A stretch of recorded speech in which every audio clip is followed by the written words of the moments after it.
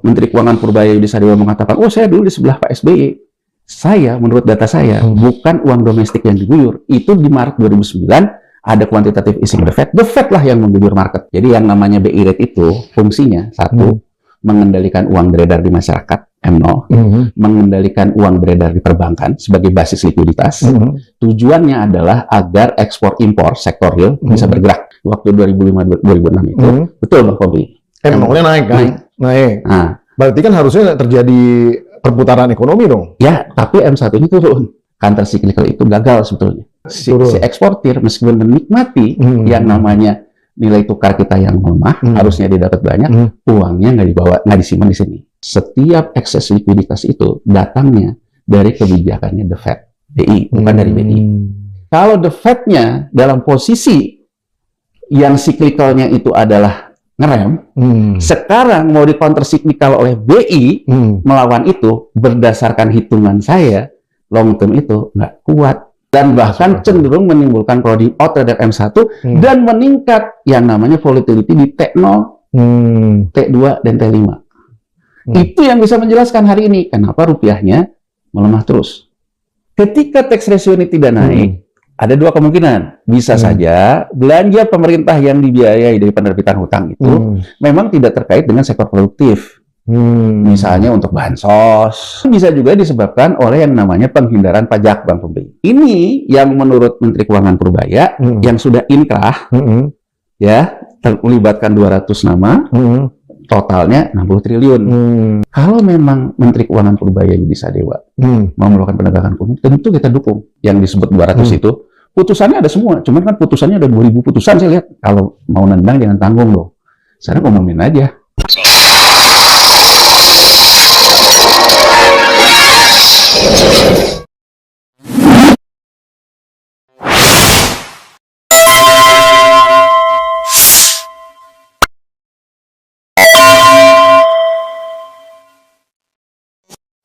Refli Harun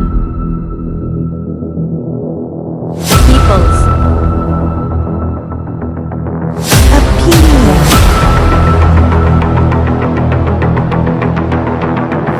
Bismillahirrahmanirrahim. Assalamualaikum warahmatullahi wabarakatuh. Luar biasa Sobat Forum, dimanapun Anda berada, kembali bersama saya Mubeda Hidayatullah di acara kesayangan kita PhD 4K, podcast hanya di sini, kritis, kreatif, konsisten, dan kocak.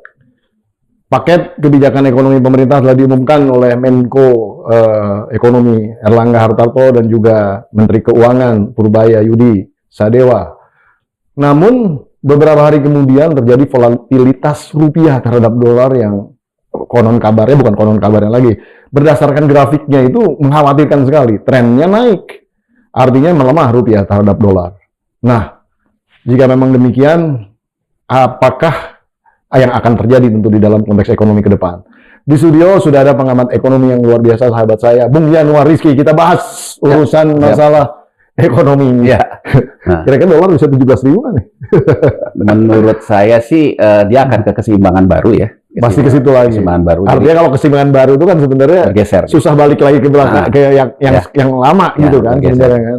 Jadi keberapa kira-kira?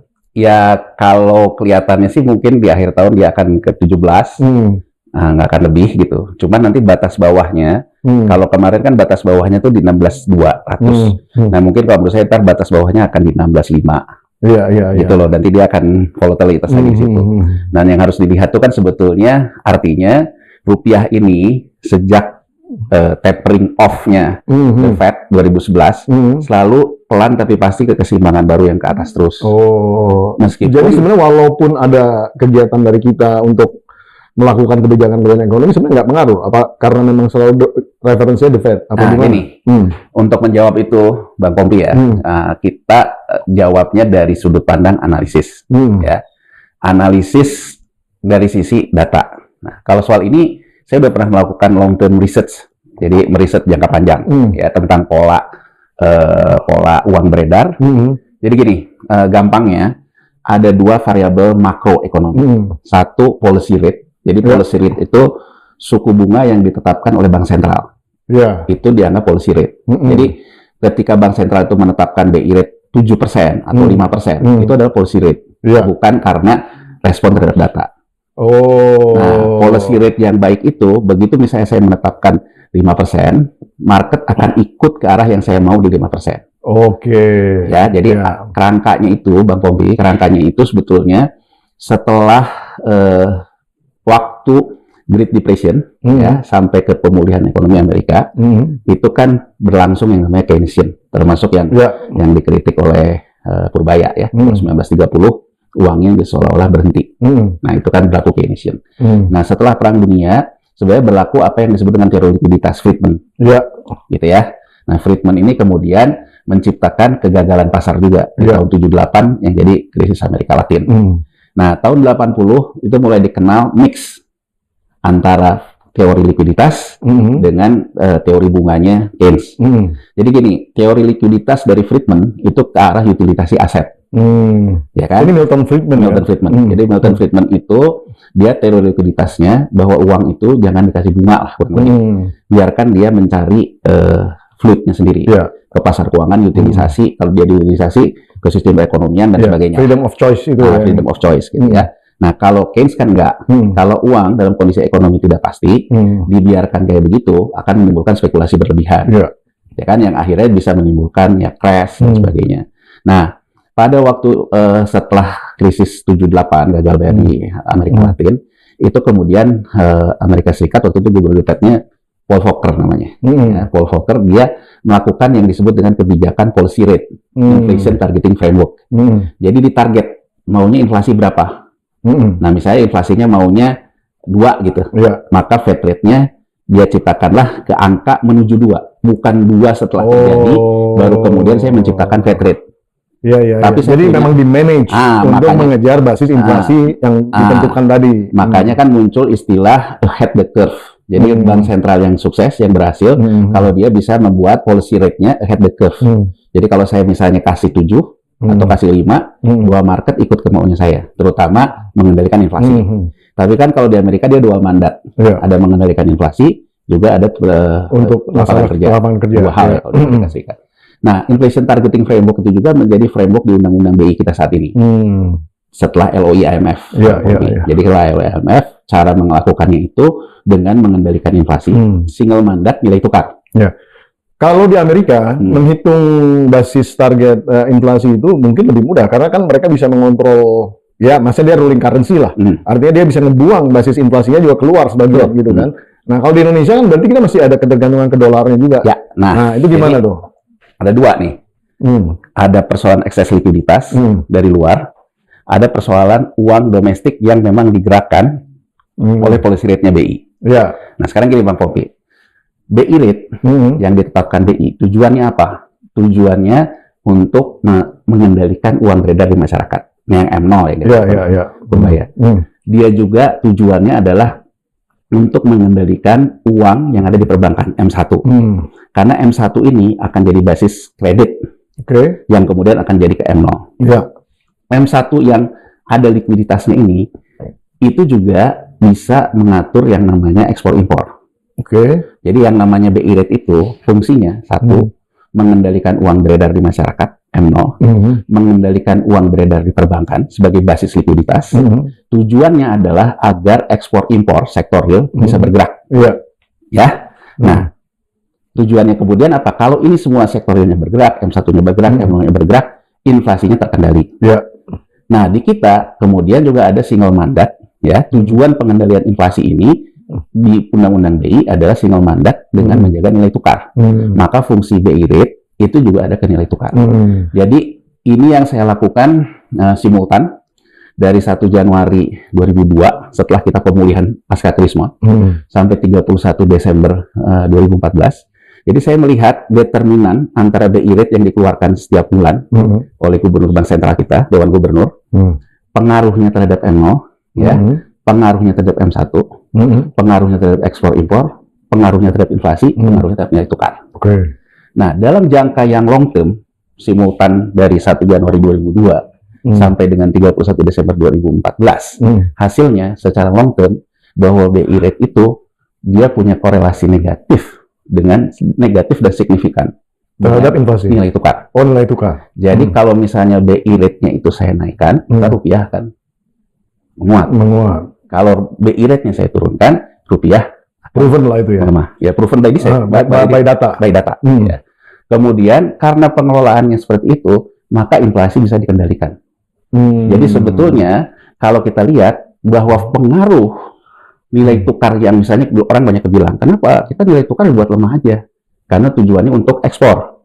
Ya, stimulasi. Ya, stimulasi ekspor. Nah, dalam riset ini Bang Pompi, itu yang long term. Saya juga membagi lagi, ada midterm 1, midterm 2. Ya. Midterm 1 itu ketika dari 2002 sampai 2008, ketika kita masih belum ada yang namanya suku bunga lain di luar suku bunga bank sentral. Apa yang dimaksud? Jadi satu-satunya pasar punya referensi suku bunga dari 2002-2008 adalah suku bunga yang dikeluarkan oleh bank sentral. Ya. Tapi setelah 2008, karena pemerintah menjual surat utangnya di pasar komersil, maka ada dua bunga, Bang Tommy. Yaitu bunga kupon yang diterbitkan oleh pemerintah. Ya. Juga yield-nya di pasar sekunder. Maka saya bagi dua nih. Sebelum ada surat utang pemerintah, setelah ada surat utang pemerintah. Nah, dalam teori modeling ini, ada juga yang disebut dengan event analysis. Event analysis itu, begitu pasar itu bergejolak, volatilitas yang Bang Pompi katakan, maka kita harus potong lagi nih. Dalam periode seperti ini, gambarannya itu kayak gimana? Ya. Nah, jadi ada 3 short term dari 2002 sampai 2014, ada 3 kali kita mengalami volatilitas. Short term 1 itu terjadi di 2005-an karena harga minyak pada waktu itu. 2008 krisis finansial. 2012 akibat tapering off US. Nah, counter cyclical ya. Counter cyclical itu apa? Ketika bank sentral dia ingin melawan siklus pasar. Jadi misalnya saya gini Bang Pompi, saya mau membuat agar sektor real itu bergerak, walaupun saya tahu di tengah penuh ketidakpastian, saya counter cyclical, yang harusnya saya naikin BI rate, karena saya mau menahan rupiah, malah turunin. Saya turunin, itu disebut dengan counter cyclical. Iya. Tujuannya apa? Tujuannya agar uang beredarnya, seperti yang dikatakan Menteri Purbaya, uang beredarnya bergerak, dan tujuannya pada akhirnya ekspor impornya bergerak, sektor realnya bergerak, inflasi akhirnya dikendalikan dari supply side, dari neraca perdagangan. Itu teorinya. Jadi saya melakukan counter cyclical. Pernah nggak kita melakukan counter cyclical? Pernah. Jadi waktu di 2005-2006 itu BI counter cyclical. Jadi dia malah menurunkan BI rate. Yang terjadi apa? Rupiahnya melemah. Ya. Nah, rupiahnya melemah. Kemudian yang terjadi inflasi pun naik. Harapannya, artinya sebenarnya uang yang karena diturunkan kan sebenarnya uang banyak beredar ke M0 kan, kan? M0. Artinya nggak kemudian menciptakan suatu basis perputaran ekonomi atau bagaimana? M0 ini ya. Jadi counter cyclical yang dilakukan waktu 2005-2006 itu, betul Bang Pompi. M0-nya naik kan? Naik. Nah, berarti kan harusnya terjadi perputaran ekonomi dong? Ya, tapi M1 ini turun. Uang di perbankannya turun. Terus, tapi kan karena berputar harusnya dia bisa. Nah, artinya. Nah, ini gimana nih maksudnya? Kalau kita bisa, itu kan data ya. Sekarang dari data itu, apa yang kita bisa baca dari data itu? Itu yang orang sebut dengan devisa hasil ekspor, Bang Pompi. Jadi ya, bahwa tujuan BI untuk dia menurun counter cyclical, katakan aja harga yang harus dibayar itu adalah rupiahnya melemah. Tapi kalau ekspornya naik, artinya M1-nya juga akan bertambah, Bang Pompi. Karena eksportir merasakan benefit dari pelemahan rupiah, terima lebih banyak, masukin ke M1. Yang terjadi adalah counter cyclical itu gagal sebetulnya. Iya, karena ngedrop. Karena orang rupiahnya si eksportir meskipun menikmati yang namanya nilai tukar kita yang melemah, harusnya dia dapat banyak, uangnya nggak disimpan di sini. Makanya Bang Pompi sejak lama bank sentral kita itu selalu. Jadi M1-nya bukan di dalam negeri lah. Bukan di dalam negeri. M1-nya. Jadi counter cyclical ini menjadi tidak berfungsi. Sisi lain pelemahan rupiah ini mengakibatkan juga banyak pihak di kita kemudian juga ikut masuk ke US dollar. Itu yang disebut dengan crowding out. Saya potong dikit ya. Ini kan tahun 2005-2006 ini kan SBJK. Pak Yusuf Kala sampai sekarang posisinya selalu memelihara yang namanya low BI rate. Nah, artinya sebetulnya kan terjadi suatu persoalan pada saat itu juga gitu. Tapi keyakinannya dia ini memang pada dasarnya ekonomi harus berputar. Gitu. Makanya kalau Bang Popi kita ingat lagi ke belakang, karena counter cyclical itu tidak memberikan dampak positif, terutama inflasi, terutama juga M1-nya crowding out, M0 juga naiknya nggak signifikan, ya, sementara rupiahnya melemah. Setelah itu ada short-term kedua kan, di BI, di 2008 krisis finansial. Kalau Bang Popi ingat, pada waktu itu Pak Yusuf Kalla berkali-kali minta BI menurunkan BI rate, dan BI sudah tidak berkeming. Kalau kita lihat datanya, kenapa BI tidak berkeming? Karena dia pernah melakukan counter cyclical yang sebelumnya itu, yang gagal, yang akhirnya sebetulnya sampai dengan saat ini, BI itu tidak pernah lagi melakukan counter cyclical. Tapi kan persoalan mendasarnya kan M1-nya yang di luar itu. Iya, karena M1-nya ada di luar, ada berkurang. Jadi artinya kalau bisa kita baca, begitu rupiahnya ini melemah, Bang Popi, orang yang pegang uang di bank kita juga, bahasanya Purbaya kemarin, terjadilah capital flight. Betul. Mentransfer, menyimpan US dollarnya di luar. Ya, saya sendiri dalam banyak kesempatan lama, saya pernah bilang, ya kalau kayak gitu, sebetulnya difasilitasi aja tabungannya dalam US dollar, tapi di dalam negeri. Akhirnya dibuka juga, tapi kan suku bunganya kecil. Ya Bang Popi ya, suku bunganya kecil sehingga menarik juga. Ya kalau di kita kan simpan US dollar, suku bunganya misalnya hanya dapat 1%. Sementara kalau sekarang Fed rate aja 4,25, berarti kalau saya sekarang simpan di luar negeri, tabungan dalam US dollar saya kan bunganya di 4,5-an kalau di dalam negeri. Di sini kasih cuma 1%. Kan?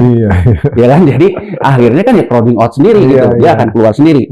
Nah artinya bahwa sepragmatis itu uang yang katakanlah gagal di dalam konteks nilai tukar, dan mungkin kita masih mau berkorban lah ke arah situ. Tapi dalam konteks growth pada saat SBYJK itu juga lumayan sebenarnya. Lumayan, tapi karena ditopang oleh kenaikan harga batu bara. Gini loh Bang. Ada windfall-nya ya. Kita harus bedakan antara, kan gini, kalau kita mau lebih presisi lagi, M1 dibagi GDP-nya, apakah konsisten? Sama juga dengan kita mengatakan tax ratio dibagi GDP. Jadi M1 dirasiokan dengan GDP. Jadi, begitu saya ekspor harga batu bara yang waktu itu naik tajam, karena Cina beli terus batu bara sejak 2006, maka di neraca perdagangan akan dicatat ekspornya naik. Tapi itu belum tentu uangnya masuk di kita. Lagi-lagi bisa aja terjadi crowding out, keluar. Jadi artinya pertumbuhan ekonominya dicatat baik, ya, yang disebut oleh Menteri Keuangan Purbaya private sector. Saya bisa mengatakan private sector pada zaman SBYJK itu kenapa naik? Karena booming harga batubara, bonanza batubara. Akibat Cina yang setelah kalah akibat harga energi di 2005, dia kemudian gasifikasi batubara, dia memborong batubara di mana-mana. Termasuk Pak Haji yang sekarang terkenal kan kayaknya di situ, gitu ya. Jadi artinya bahwa pada waktu itu di neraca perdagangan ekspor kita tuh naik akibat kenaikan harga batubara. Tapi kalau kita lihat faktornya di M1 nggak terlalu besar, gitu loh Bang Popi ya. Jadi artinya devisa hasil ekspor itu jadi masalah. Nah, sebentar, mungkin pertanyaan keduanya adalah ketika economic growth naik, berarti kan sebenarnya basis daripada tax juga naik. Dan sekarang memang pemerintah kan targetnya untuk narik tax sebanyak mungkin. Artinya kalau binatang udah gemuk, walaupun dia crowding out di luar, tetap taxable kan sebenarnya kan. Nah, sekarang kira-kira dalam konteks ya istilahnya jugglingnya gimana nih? Yang mau dikorbankan adalah nilai tukar, atau kita ngejar income tax dari income dari tax ini dulu, apa gimana? Ya, kalau saya apa analisis saya nggak relevan sama sekali, saya nggak tahu nih. Ya, jadi kan ini di era-era saat itu Bang Popi, kalau kita mundur lagi ke belakang, juga banyak muncul tentang kasus-kasus transfer pricing. Ya, jadi ekspor, ya kan, tapi dia menggunakan transfer pricing, sehingga akhirnya ada yang namanya pajak yang bisa mengurangi pajak. Disiasati lah ya. Disiasati. Jadi beberapa waktu itu kalau kita mundur lagi ke belakang, itu ada beberapa yang perusahaan-perusahaan batubara besar itu, ya kan, kemudian berperkaralah dengan Dirjen Pajak. Kalau saya tangkap dari statementnya Menteri Keuangan Purbaya kemarin, dia mengatakan bahwa yang sudah inkrah ada 200 orang yang nilainya 60 triliun. Ya Bang Popi. Jadi nggak usah nambah-nambah lagi, dari situ aja kejar gitu. Kan gini loh, ketika kita pajak, kurang bayar, lebih bayar, dan sebagainya. Misalnya, ya, wajib pajaknya, dia minta restitusi. Kan ke peradilan pajak. Bisa juga akibat pemeriksaan pajak. Ya kan? Akibat pemeriksaan pajak, wah Anda kurang bayar pajak ke peradilan kan. Nah, kalau berdasarkan keterangan Menteri Keuangan Purbaya Yudi Sadewa kemarin, bahwa yang sudah inkrah nilainya 60 triliun dia bilang. Dan dia akan melakukan penegakan hukum terhadap yang inkrah itu. Jadi ke pertanyaan Bang Pompi tadi, ketika kita melihat figurnya bahwa GDP kita tax ratio-nya stagnan di 11 sampai 12. Alasan OECD ya negara-negara maju, kelompok negara maju tidak menerima Indonesia untuk menjadi anggota OECD. Betul dia bilang bahwa rasio hutang pemerintah dan sektor publik di Indonesia itu dibandingkan dengan GDP-nya itu rendah dibandingkan negara lain. Tapi menurut OECD Indonesia stagnan di tax ratio-nya. Gitu loh. Jadi ini kan sebenarnya mau digedein. Ya, jadi artinya kredit default swap kita juga kan tinggi akibat tax ratio ini. Jadi kan gini Bang Pompi, misal ya, misal Jepang, ya, rasio hutang terhadap GDP-nya 160%. Tapi tax ratio terhadap GDP-nya juga tinggi. Jadi kurang lebih gampangnya dia berhutang, tapi dia bisa bayar dari income yang masuk. Kalau ini kan seolah-olah hutang kita rasionya rendah, yang nariknya tapi dia tidak bisa menghasilkan pajak baru. Gitu ya Bang Pompi ya. Jadi nggak bisa produktif lah hutangnya. Nah, ketika tax ratio ini tidak naik, ada dua kemungkinan. Bisa saja belanja pemerintah yang dibiayai dari penerbitan hutang itu memang tidak terkait dengan sektor produktif. Misalnya untuk bansos, ya, untuk belanja rutin dan sebagainya lah, kualitas belanja lah. Masalah MBG itu? Ya, MBG dan sebagainya ya. Termasuk juga. Termasuk zaman Jokowi kan infrastruktur dengan segala macam, infrastrukturnya macet gitu ya. Nah, itu bisa disebabkan oleh itu. Tapi bisa juga disebabkan oleh yang namanya penghindaran pajak, Bang Pompi. Sektor private yang dikatakan menopang, ya, pertumbuhan, tapi dia tidak cukup uang yang masuk, dia melakukan penghindaran pajak. Nah, yang evasion, melakukan penghindaran pajak dengan tax planning dan sebagainya, ya, tax transfer pricing segala macam. Nah, ini yang menurut Menteri Keuangan Purbaya yang sudah inkrah, ya, terlibatkan 200 nama, totalnya 60 triliun. Berarti ini kan inkrahnya dari yang masa lalu tadi, bahwa orang masih dianggap kurang bayar. Kalau kita sekarang buka di situsnya Mahkamah Peradilan Perpajakan, ya, itu jumlah kasus yang ditangani banyak. Jadi kalau kita sekarang mau iseng gitu ya, sebenarnya siapa sih yang disebut 200 itu? Putusannya ada semua, cuman kan putusannya ada 2000 putusan saya lihat. Tapi kira-kira totalnya 60 triliun itu benar? Ya makanya belum sempat dilihat. Lewat forum ini, kalau mau nendang jangan tanggung loh. Sana ngomongin aja. Iya ya. Sebutinnya nama-namanya. Kan gini Bang Pompi, kalau dikatakan... Tapi tunggu dulu, duitnya ada nggak tadi? Ya kan kita nggak tahu, sekarang 60 ini siapa? Ya itu dia. Nah, bisa emang orangnya udah bangkrut, orangnya mungkin udah... Iya kan, itu ya. Buron juga, bisa juga kan, dan lain-lain. Saya sendiri begitu Menteri Keuangan mengatakan itu, saya langsung coba masuk ke situsnya.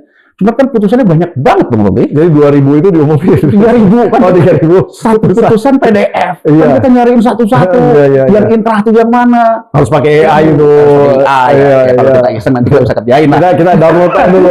Nanti saya bantuin. Cuman kan maksud saya, daripada omongan ini cenderung kan gini loh, sama aja dengan kita yang ngomongin beras Rakanomics gitu ya, tapi siapa yang serakah nggak jelas kan? Nah, seolah-olah dilakukan penindakan. Kalau saya sekarang yang terkait ini, kalau memang Menteri Keuangan Purbaya Yudi Sadewa mau melakukan penegakan hukum, tentu kita dukung. Betul. Tapi kita akan mengatakan bahwa dia benar kalau dilaksanakan, Bang Pompi. Dan harus transparan. Jangan di belakang lagi. Jadi maksud saya, ya saya sekedar, karena Menteri Keuangan ini kan baru ya, saya coba usul deh lewat PhD4P gitu ya. Coba deh di sekretaris pengadilan perpajakan itu informasinya itu dibuat lebih terstruktur Pak Menko. Nanti saya kirim ini linknya podcast ini ke beliau langsung. Jadi artinya cobalah dibuat lebih terstruktur. Yang kasus mana sih, berapa yang sudah inkrah? Kan kalau dilihat di situ kurang bayar, ditetapkan oleh majelis setuju gitu kan, global banget. Jadi kan maksudnya coba dipilah-pilah lah. Kayak kalau saya Bang Pompi ya, kalau saya mau melihat. Tapi kalau udah inkrah kan udah final. Betul, tapi masih bisa ada ruang untuk ini lagi. Tapi di websitenya tidak ada pemilahan informasi.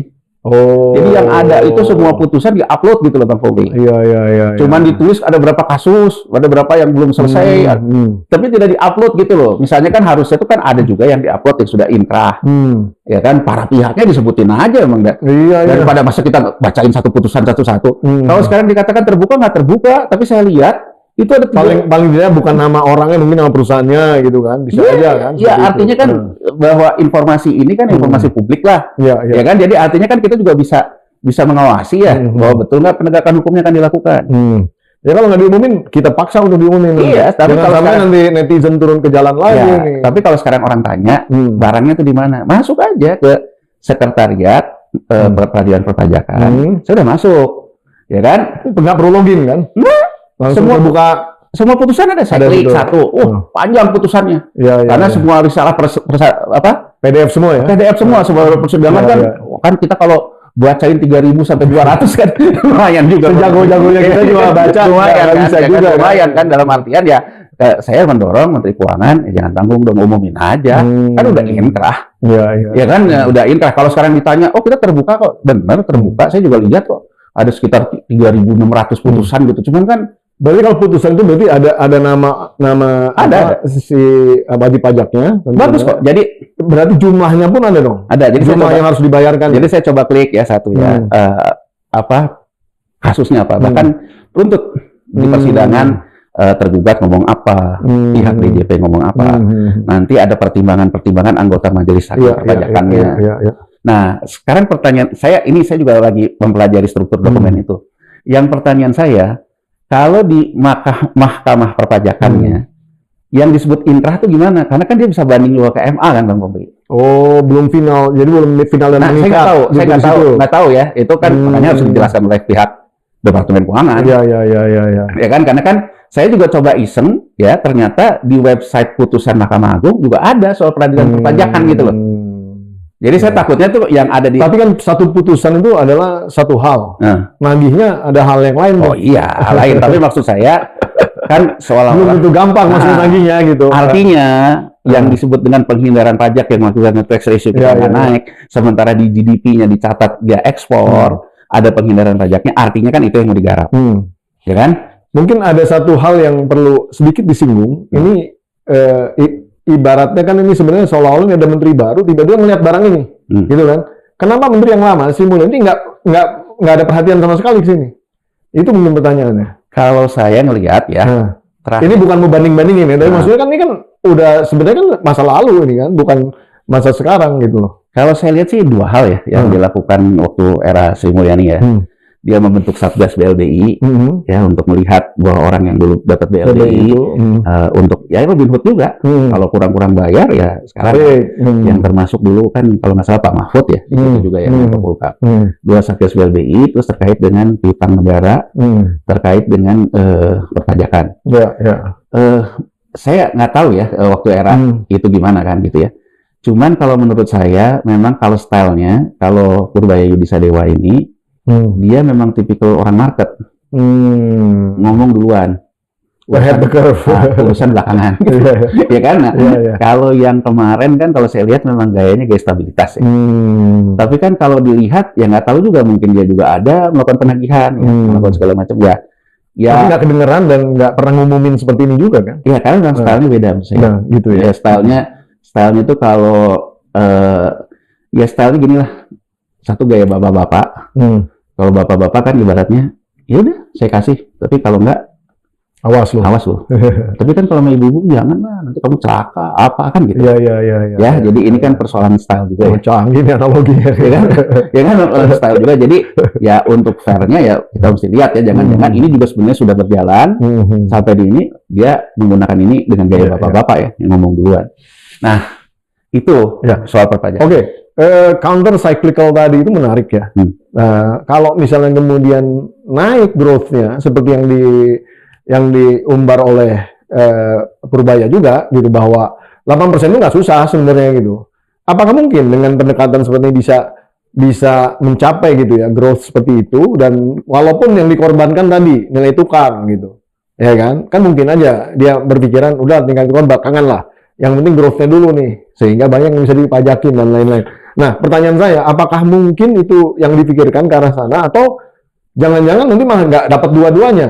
Nah, gimana menurut Bung Irwan? Ini ya, saya tetap punya keyakinan apa yang dikatakan oleh Keynesian bahwa di saat ekonominya sedang tidak pasti, suku bunga harus volatilitas, bahwa kita jangan terlalu loose. Iya. Ya, karena kalau terlalu loose, spekulasi berlebihan akan terjadi. Saya ambil gambaran, ya 2007 Bang Pompi, gagal bayar kredit perumahan di Amerika Serikat itu sudah terjadi, ya. The Big Short. The Big Short. Semua bank sentral negara lain sudah melihatnya cyclical ke depan itu ke arah uang ketat. Ya. Inggris counter cyclical. Pada saat itu ya. Pada saat itu, Inggris jatuh duluan, BlackRock Bank itu. Banknya jatuh. Ya, jadi artinya begitu dia melakukan counter cyclical terhadap market yang tujuannya agar uang beredarnya bertambah banyak, yang terjadi spekulasi berlebihan, ya kan, big short dan sebagainya, yang ada BlackRock jatuh di Inggris. 2008 itu nanti sebenarnya banyak yang nggak baca situasinya loh. Artinya gini, tidak seperti sekarang. Sekarang ini memang dinilai bahwa situasi ekonomi uncertainty-nya tinggi. 2008 enggak loh, 2007-2008 enggak malah. Makanya saya ingin katakan. Tapi kenapa sih Inggris malah counter cyclical? Jadi saya ingin katakan, dengan yang tidak terlalu kompleks seperti saat ini saja, yang counter cyclical, Inggris gagal. Padahal Bang Pompi, kalau kita ngomongin di dunia ini, sektor keuangan itu dulunya adalah London Empire. Ya kan? Inggris lah yang menguasai sistem keuangan. Ya. Tapi setelah Perang Dunia dengan Amerika menjadi ruling currency, menjadi New York Empire kan. Empire di Wall Street. Ya kan? Dan Inggris kemudian jadi sekutunya Amerika gitu. Jadi bayangin aja, negara yang dalam posisi, dan mohon maaf nih, saya bukannya rasis atau bukan apa ya, tapi kenyataannya bahwa yang dinamakan sistem keuangan ini empire-nya kan selalu Yahudi. Bankers ini kan selalu historisnya kan, ya kalau Inggris Empire, London Empire ini kan Rothschild, ya kan, Barclays ya. Terus kalau empire-nya di New York ini kan Rockefeller, ya kan. Tapi kan dua-duanya sama-sama Yahudi kan. Jadi artinya kan ya bahwa mereka seperti itu. Jadi negara yang punya track record pernah menjadi pemimpin empire sistem keuangan aja gagal Bang Pompi melakukan counter cyclical. Ya, kegagalannya di mana? Yang menjadi alasan utama kegagalan di Inggris, lemahnya koordinasi antara bank sentral dengan otoritas jasa keuangan mereka. Makanya Bang Pompi ingat waktu dulu setelah 2008 itu kita membahas lagi tentang pemisahan OJK dari BI. Argumentasi BI pada waktu itu kita harus belajar dari Inggris di 2007. Jadi di banyak literatur, di banyak jurnal, kegagalan counter cyclical di Inggris, di UK tahun 2007 itu karena BI-nya sama otoritas pengawasan perbankannya terpisah, nggak jadi satu. Jadi kelemahan koordinasi antara makro prudensial yang ditempuh oleh bank sentral terkait dengan suku bunga segala macam, dan mikro prudensialnya terkait dengan stabilitas sistem perbankan nggak komunikasi dengan lancar. Itu yang diakibatkan kegagalan counter cyclical di Inggris. Artinya apa Bang Pompi? Ada soal kelembagaan. Pertanyaannya ya, kita sekarang di tengah ekonomi yang serba tidak pasti ini melakukan nanti counter cyclical. Apa counter cyclical? Artinya ini high risk sekali ya? Ya, saya satu ya. Menteri Keuangan ya Purbaya selalu mendorong tentang teori likuiditas. Dia ingin melawan cyclical ini. Kenapa melawan cyclical ini? Bang Pompi, sekarang itu ekses likuiditas dari negara maju yang kering. Teorinya PYS, Menteri Keuangan ini, kalau di globalnya kering, ganti sama uang domestik. Kelihatan mudah, tapi tidak terlalu mudah. Kenapa? Apakah uang domestik kita bisa melawan uang yang selama ini membanjiri likuiditas pasar keuangan kita? Itu pertanyaan kan ada 200 triliun kemarin di 200 triliun sekarang redistribusi uang kredit yang belum teralokasikan saja. Itu 2.300 Jadi nambah 200 dari 2.400. Iya 2.500, 200 mau jadi market maker 2.300 nggak segampang itu. Oh, oke. Kemudian kita juga mengalami kompleksitas yang sama dengan apa yang terjadi di UK 2007. Karena kan ketika kita ngomongin mikroprudensial tentang perbankan, ada di OJK loh. Apakah OJK bisa merespon kebijakan ini, termasuk misalnya kalau terjadi spekulasi berlebihan? Ya. Nah, sebelum ke sana, Inggris mungkin satu hal ya. Apakah ada kasus lain di mana kebijakan counter cyclical ini justru berhasil? ya Amerika kalau dia counter cyclical selalu berhasil. Karena kan persoalannya dia memang ruling currency kan. Oh, Gini loh, kita harus pahami bahwa Amerika itu dia mau main uang, dia mau apapun sebenarnya, mau main uang ketat, mau uang ini, gitu. Leadernya soalnya. Ya. Karena demand terhadap US dollar itu besar. Ini kan Bang Pompi yang sekarang dilawan oleh BRICS itu. Dia BRICS itu ingin membuat game changer, ya kan? Jangan kita ini disandera terus oleh dolar. Demand yang besar kan? Nah, artinya kalau kita melakukan kebijakan itu, kita nggak punya kemampuan sebenarnya seperti Amerika kan? Nah, saya untuk menjawabnya, saya menjawabnya juga dengan riset yang pernah saya lakukan. Oke. Kalau tadi saya bilang ke Bang Pompi persamaan tentang policy rate, rate-nya. Variabel makro kedua itu tentang jumlah uang beredar yang lebih luas. M2, pasar keuangan. M2 datangnya dari mana? M1, yang uang perbankan itu tadi. Ya, si banknya main. Si banknya. Kan M1 tuh, kan M2 tuh M1 plus volatilitas. Terus velocity money-nya di sistem perekonomian. Berarti M2 ada M1. Bang Pompi ya. Kemudian kita ngeliat velocity of money-nya di mana? Di pasar keuangan. Saham. Di pasar obligasi korporasi. Di pasar surat utang pemerintah. Oke. Nah, yang mempengaruhi velocity of money di sini ada dua. Kebijakan bank sentral kita. Musik itu mau counter cyclical yang dilakukan oleh bank sentral kita. Dan kebijakan dari negara maju yang selama ini memberikan akses likuiditas ke negara berkembang. Nah, saya melakukan riset yang sama terhadap ini dari 1 Januari 2002 sampai 31 Desember 2014. Saya masukkan tadi Bang Pompi. Ketika persamaan yang pertama tadi yang soal BI rate yang saya jelaskan di depan, dia masih memiliki akses likuiditas. Jadi gini loh, masih ada sisa likuiditas dari kebijakan yang ditempuh oleh bank sentral, maka itu akan mempengaruhi M2. Jadi gini gampangnya, misalnya BI, BI menurunkan suku bunga, dia akan mengakibatkan ekses likuiditas. Ekses likuiditas itu akan masuk ke M2. Transmisinya lewat mana? Lewat kredit kah? Ya kan? Atau lewat transaksi pasar keuangan. Ekses likuiditas itu. Nah, makanya Bang Pompi, saya juga melihat parameternya. Saya lihat pertama kali volatilitas yang dipicu oleh spekulasi berlebihan, artinya orang banyak main day trading, baik di saham, baik di obligasi maupun di pasar uang. Ada lagi sesuai dengan masa penyelesaian. Kan kalau di bursa itu saya bisa day trading T0, saya bisa melakukan settlement clearing di T2 di netting. Maka saya masukin T3. Dan ada yang namanya pola hedge fund, akumulatif untuk keuntungan tuh 5 harian. Ya, jadi saya jelasin dulu metodenya biar kita bilang dasar kita bicara tuh memang kita ada risetnya, gitu loh, bukan karena persepsi ya. Nah, T0, bukan intuisi juga. Bukan intuisi T0, T3, T5. Ya. Dan kemudian di obligasi juga sama. Hasilnya Bang Pompi, ternyata setiap ekses likuiditas itu datangnya dari kebijakannya The Fed, BI, bukan dari BI. Jadi saya mengatakan, kalau The Fed-nya dalam posisi yang siklikalnya itu adalah ngerem, sekarang mau di counter cyclical oleh BI melawan itu, berdasarkan hitungan saya, long term itu nggak kuat. Masuk akal. Nggak kuat, dan bahkan cenderung menimbulkan crowding out terhadap M1 dan meningkat yang namanya volatility di T0, T2, dan T5.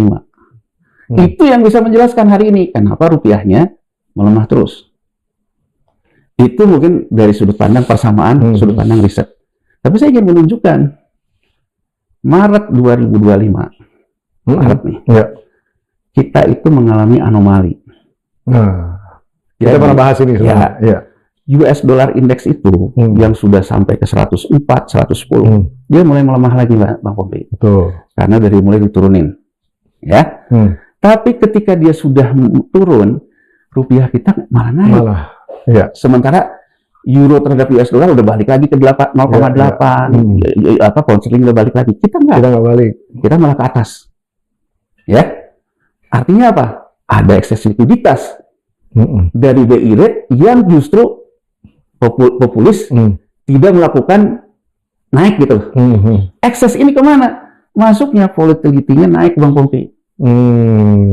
Tapi berdasarkan riset saya dari 2002-2014, biasanya volatility-nya di pasar uang rupiah US dollar itu naiknya dari volatility di pasar surat utang pemerintah.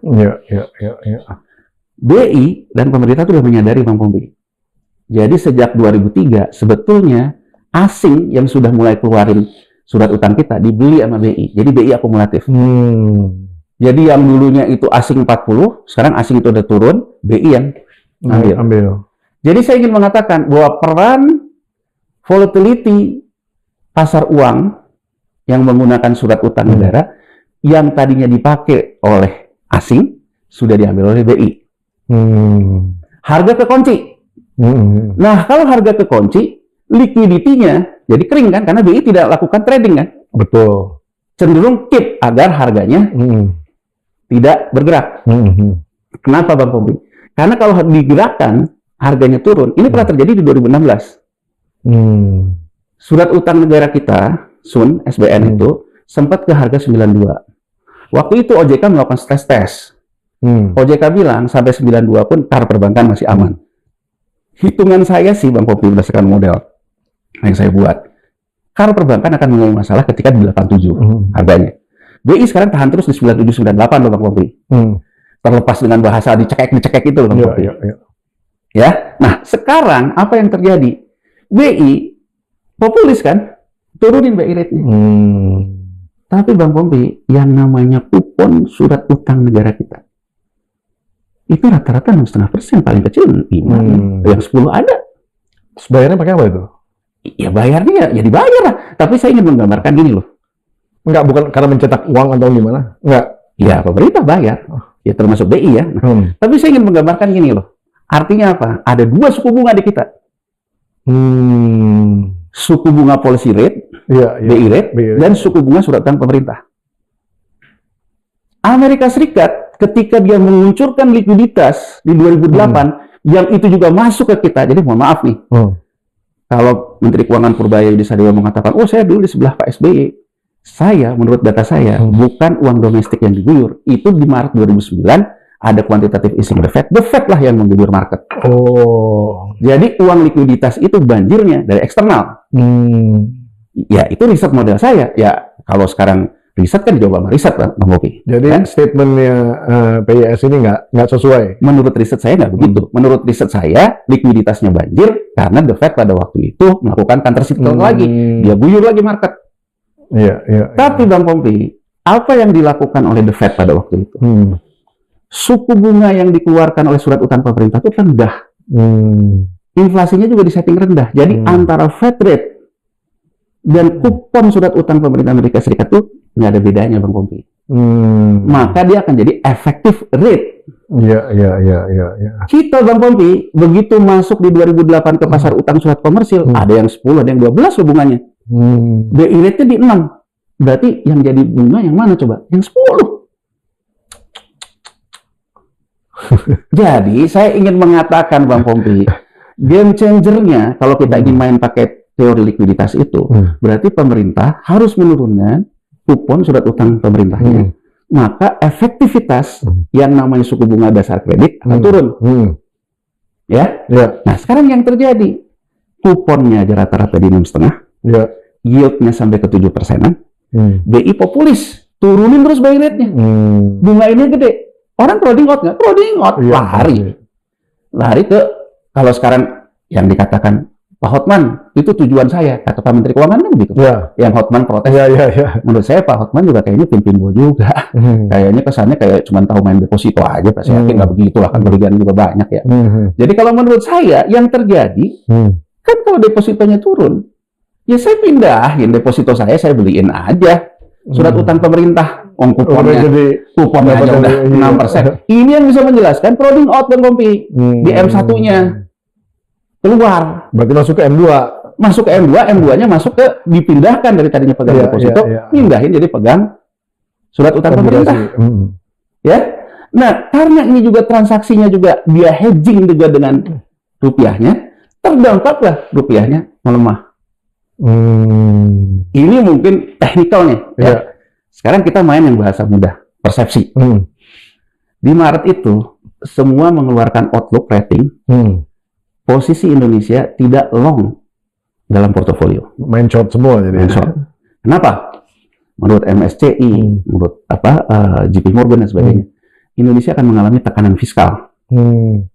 Terkait harus bayar hutang jatuh tempo, terkait juga dengan belanjanya yang besar. Ya. Sehingga akhirnya posisinya tuh short, tidak long. Rupiah kita melemah. Ya Bang Bobi ya. Nah, sekarang kemarin BI nurunin lagi. Ya. Orang crowding out yang saya bilang tadi. Ya, taruh ke SBN. Kalau antara BI rate ya turun, kemudian surat utang kita juga ada di situ, benar apa yang dikatakan oleh Pak Purbaya bahwa kita siap untuk melakukan counter cyclical karena tidak ada pilihan lain.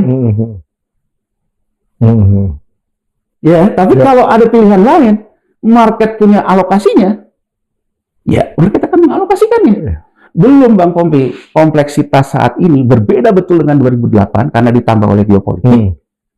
Ada harga emas yang dulu di 2008 tidak dominan. Sekarang itu bayangin aja, di tengah kayak gini emasnya naik terus. Udah rekor baru terus, nggak pernah berhenti. Jadi artinya kalau sekarang saya orang yang punya uang, melihat kondisi kayak gini, saya akan pindahkan. Entah saya pindahkan ke surat utang pemerintah, entah saya pindahkan ke emas.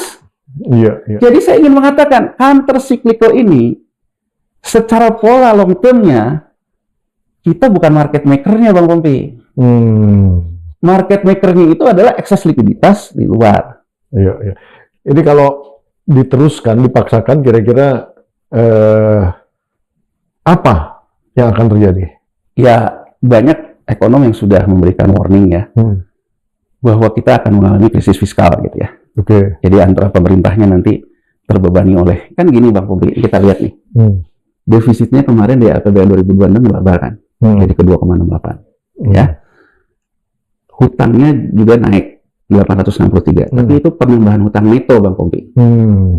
Ya, kan ada hutang jatuh tempo juga yang 800-an. Betul. Jadi kan kalau kita lihat terkait dengan hutang saja ada 800 jatuh tempo. Kemudian ada bunga 550, 1.400. Penambahan hutang netonya 800. Nah, sebetulnya kan terkait dengan pasar hutang saja yang terkait dengan jatuh tempo dan plus bunganya saja, kita tuh kan harus mengeluarkan uang sekitar 1.400. Ditambah lagi kita mau nambah lagi neto 800. Tapi kan itu bayarnya belakangan. Ya, tapi kan artinya bahwa postur hutang kita akan seperti itu. Nah, menurut Menteri Keuangan, Pak Purbaya, tenang aja, saya nggak akan nambah hutang kok. Saya nggak akan nambah hutang banyak. Oke, tapi neto 800 sudah ada di APBN. Udah narik duluan kemarin kan? Ya. Apa yang ingin dia katakan? Dia akan menjalankan instrumen-instrumen yang dia bisa. Termasuk tadi yang apa? Pajak. Masalah mahkamah pajak itu ya. Tapi kan kalau dia berhasil melakukan penegakan hukum 60 saja, 60 dari kebutuhan cash kita untuk mengatasi hutang jatuh tempo plus bunga 1.400 masih jauh Bang Pompi. Angka nolnya beda. Angka nolnya beda.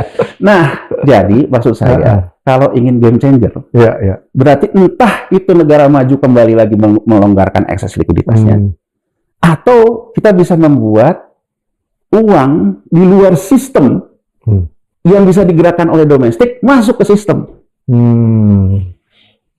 Robinhood. Nah, kalau bicara kayak gini, menurut saya pajak 60. Penegakan hukum yang lain-lain berapa? Hitung. Nah, kalau ini Bang Pompi, mungkin menurut saya counter cyclical yang terukur ya. Ya, karena counter cyclical betul bahwa kita bukan market makernya, betul bahwa kita tidak bisa menggantikan peran asing, tapi kita punya celengan semar yang selama ini nggak ada di sistem, bisa kita masukkan ke sistem. Salah satunya Inka 60 triliun. Terus berapa lagi? 60 dari 1.400 masih jauh. Mau Robinhood. Ya, artinya kalau Robinhood berarti kan pengusaha-pengusaha besar akan makin Dimintain nih. Iya. Nah, kalau dimintain kan penegakan hukum. Ini juga kan tentu ada resikonya, Bang Pompi.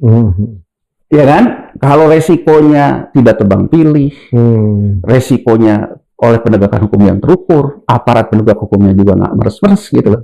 Nggak ada intervensi. Nggak ada main belakang lah, Bang Pompi. Ya kan? Ibaratnya, ini 60 ya, ya kan? Udahlah selesai segini. Nggak ada main belakang, benar-benar transparan. Bayar, dipimpin oleh Presiden Prabowo. Lewat itu juga bagus banget tuh ya. Iya, lewat sebuah pemeriksaan yang terukur, ya, investigasi, ya, entah PPATK, entah OJK segala macam. Begitu ada dipanggil semua, ya kan? Ini segini. Kalau kita sekarang misalnya mau memberikan amnesti, Anda masukin ke sistem, ya kan? Ya itu nanti mau revolving, ya apa itu kan salah satu metode. Jadi menurut saya, kan selalu dibilang apa solusinya, kan banyak komen gitu ya. Solusinya hanya dilakukan kalau betul bukan 200 T, bukan 60 T. Bayar hutang aja bunganya udah 1.400. Jadi maksud saya, kita butuh uang celengan Semar. Gede banget. Yang gede banget. Nah, mampu nggak kita melakukan ini?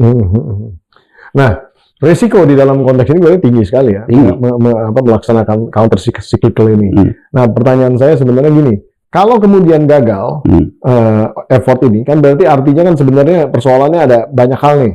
Pertama, nilai rupiah anjlok, kan gitu. Yang kedua, GDP bisa aja nggak nyampe nih, sesuai dengan harapan. Yang ketiga, NPL naik.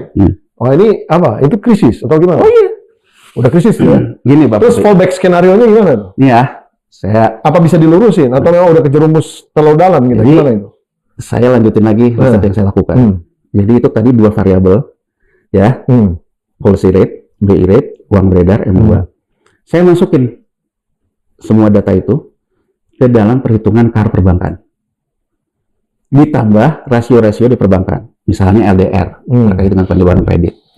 Ya, kemudian terkait dengan pinjaman perbankan ke bank lainnya, terkait dengan fungsi treasury-nya, dengan segala macam rasio lah.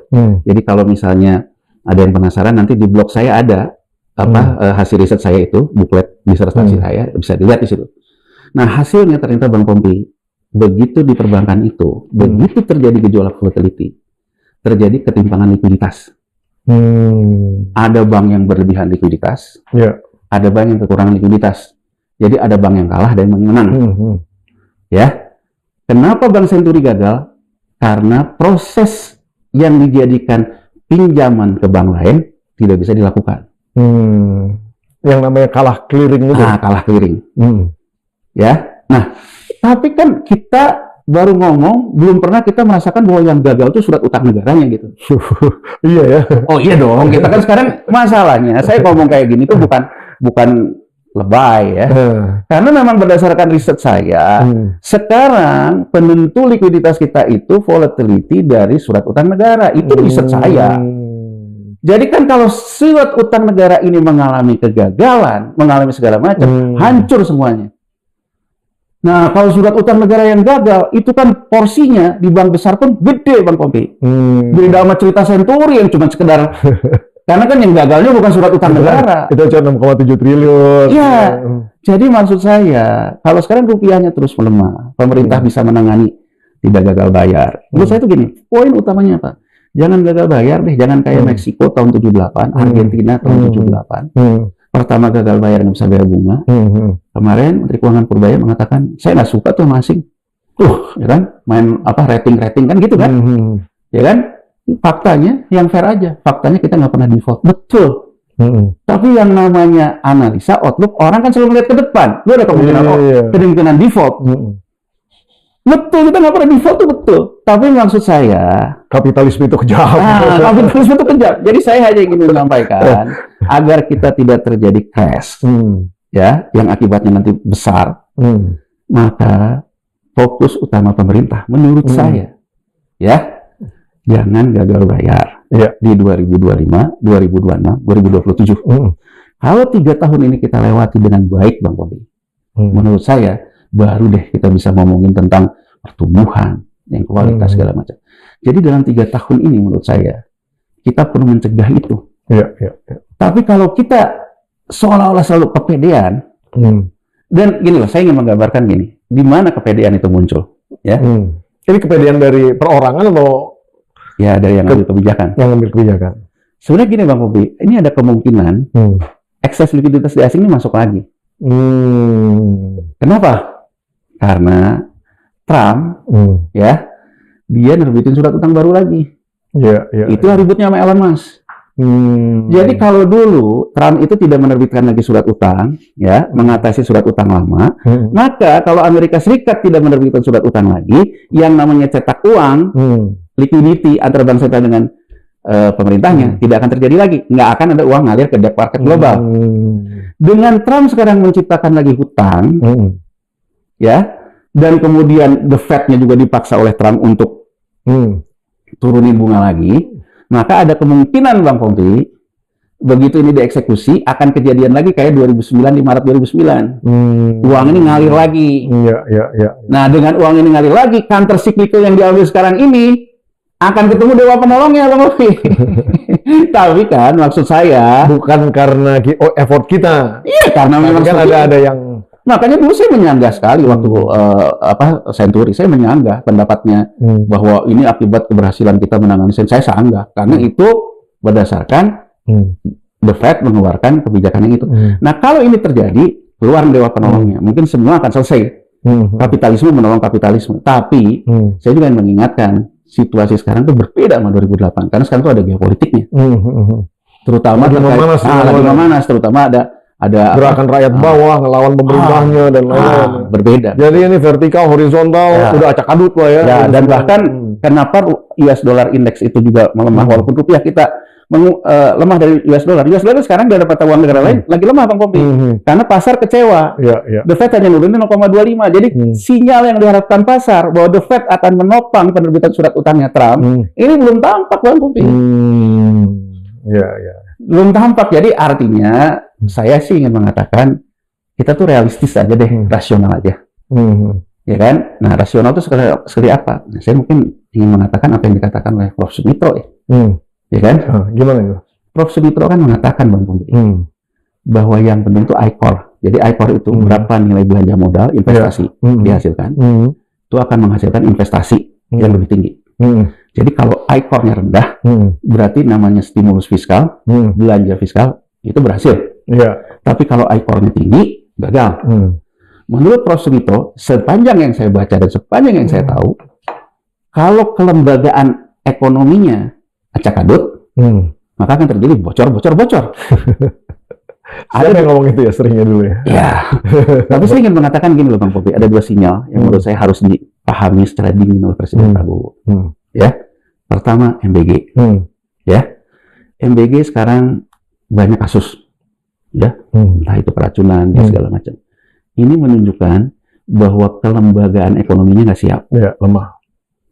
Dan berdasarkan yang saya tahu dari Prof. Sumitro, kalau kelembagaan ekonomi buruk, jangan ditambah belanjanya. Karena yang ada justru akan membuat bocor. Artinya, mundur dulu selangkah. Beresin dulu tata kelola kelembagaannya, baru kita masukin belanjanya. Ya, kalau ini dipaksakan, menurut saya di tengah tekanan fiskal akan menambah isu baru tentang pengelolaan fiskal. Kedua, Bang Pompi soal beras. Ini hampir mirip. Ya, Presiden Prabowo mengatakan serakanomics pemain ini, tapi ujungnya sekarang berasnya nggak ada. Mahal. Artinya gabah yang diterapkan dengan ekonomi komando, dengan ada polisi, tentara, gitu ya. MBG juga kan orang bilang isinya komando semua. Ternyata berasnya nggak ada, gabahnya ada, berasnya ada. Ini juga menunjukkan kelembagaan.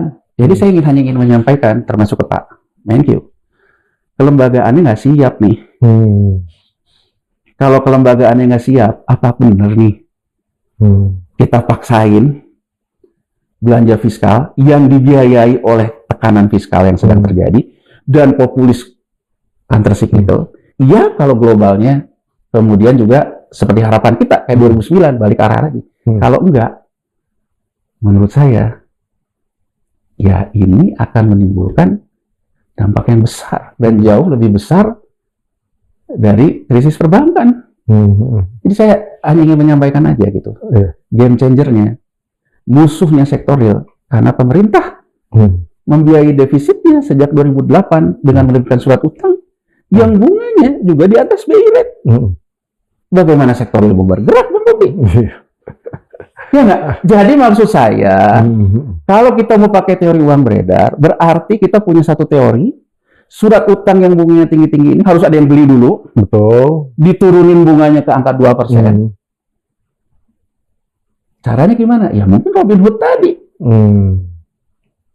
Uang domestik yang diajak beli. Iya.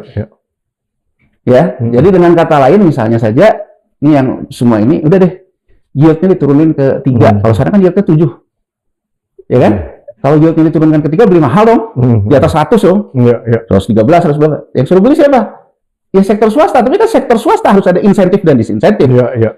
Insentif itu bisa dikaitkan dengan tax amnesty, bisa dikaitkan dengan amnesty kasus-kasus dia. Iya. Ya itu mah pilihan. Kalau sangat yakin dan firm soal itu, kenapa nggak itu dulu diambil, amanin dulu celengan semarnya, kelembagaan ditata, baru mungkin di 2027 kita spending. Itu sih menurut saya. Luar biasa nih, Bung Yanuar, luar biasa nih, bagus sekali masukannya, dan tentunya kita, ya paling tidak kita sebagai orang yang awam jadi mengerti nih. Ya mudah-mudahan, tapi saya juga coba kira-kira dengan riset kan gitu ya. Iya, kira-kira di Indonesia ini akan seperti apa ke depan. Ya tentunya kita berharap semuanya menjadi yang baik, ya. bukan di dalam konteks yang, ya mudah-mudahan tadi juga ada bantuan likuiditas dari luar itu juga masuk gitu ya, dalam konteks untuk menyelamatkan kapitalisme kita ini juga. Nah itu mungkin, terima kasih udah hadir di sini. Nah itu dia Sobat Forum yang luar biasa, tadi Bung Yanuar Risi sudah menjelaskan bagaimana basis dalam konteks situasi ekonomi terkini di Indonesia, dari mulai kebijakan pemerintah yang dinamakan ataupun disebut dengan counter cyclical, yang tentunya mempunyai satu resiko dan juga kontroversi tersendiri di dalam konteksnya, karena pada dasarnya Bung Yanuar menilai bahwa Indonesia tidak mempunyai kekuatan di dalam konteks menjadi leader daripada pasar, sehingga lebih baik kita melakukan pendekatan yang lebih konservatif di dalam melihat ekonomi kita ke depan. Nah tentunya kita berharap apapun yang terjadi ini bisa menjadi satu basis sintesis daripada pemikiran-pemikiran baru, agar para pengambil kebijakan juga tidak mengambil risiko berlebihan, agar kemudian masyarakat tidak menjadi korban apabila risiko itu terjadi menjadi sesuatu yang bukan hanya menjadi bencana, tapi juga menjadi sesuatu disaster ataupun katastrofi gitu ya. Nah oleh karena itu kita berharap para pengambil kebijakan untuk kemudian juga ya istilahnya melihat segala sesuatu dengan seksama. Ada beberapa isu yang bagus juga di dalam konteks penegakan hukum, di dalam konteks perpajakan yang tadi disampaikan, kita juga mendukung itu, dan tentunya kita harapkan bahwa hal tersebut dilaksanakan secara transparan dan tentunya tanpa tebang pilih. Nah inilah harapan-harapan dari kita semua. Apa yang disajikan di dalam episode PhD 4K kali ini adalah suatu harapan agar Indonesia ini tidak terjerumus di dalam konteks persoalan ekonomi ke depan tentunya. Kita bukan di dalam konteks untuk menyinggung ataupun mengkritisi ataupun ingin menjatuhkan siapapun yang mengambil kebijakan, tapi justru ingin mengingatkan bahwa tidak ada manusia terlepas daripada suatu kesalahan. Semua manusia pasti mempunyai kesalahan. Oleh karena itu jangan bosan-bosan untuk diingatkan. Akhirul kalam, saya Pembida Hidayatullah harus undur diri. Wabillahi taufiq wal hidayah. Wassalamualaikum warahmatullahi wabarakatuh. Luar biasa. Waalaikumsalam. Ya, bro.